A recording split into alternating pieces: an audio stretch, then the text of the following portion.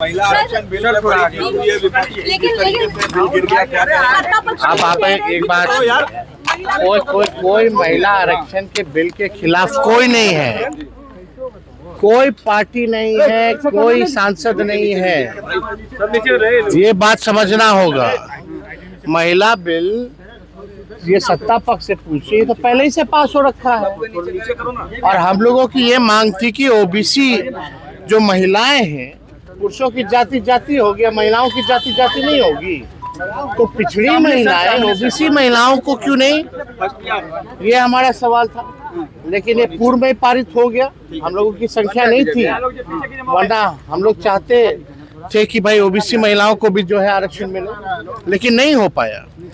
ये आनन फानन में जब 5 राज्यों का चुनाव चल रहा है, तो ये आनन फानन में इसलिए लाया गया कि डिलिमिटेशन की जो बातें थी और जो सेंसस जो होना है, लेटेस्ट सेंसस, ये साफ तौर पे इसलिए था, ये लोग जो दे रहे थे 2011 की जनगणना को लेकर के होता, लेकिन हम लोग का है कि भाई जो लेटेस्ट जो 25 की जो जनगणना है उससे होगी, तो जाहिर से तौर पे पिछड़ों की, अति पिछड़ों की, दलितों की जो आबादी है वो बढ़ेगी, तो आरक्षण फिर देना होगा इन लोगों को, जाति जनगणना कराना पड़ेगा।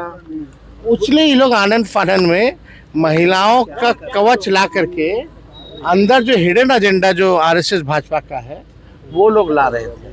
तो ये बिल तो गिरना तय था।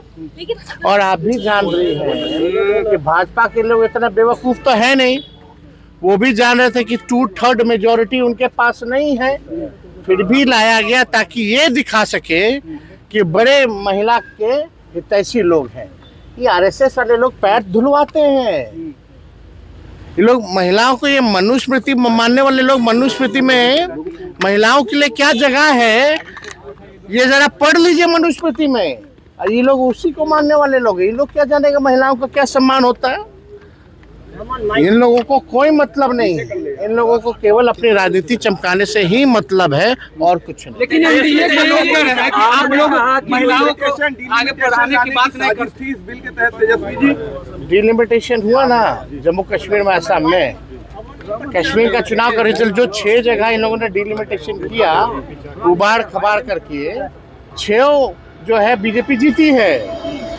तो इनकी साजिश यही थी भाई, जहां इनका, क्योंकि आप अगर ट्रेंड देखिएगा या डेटा देखिएगा तो आपको पता चल जाता है कि भाई कौन सा सीट किसका मजबूत है, कौन सा बूथ किसका मजबूत है।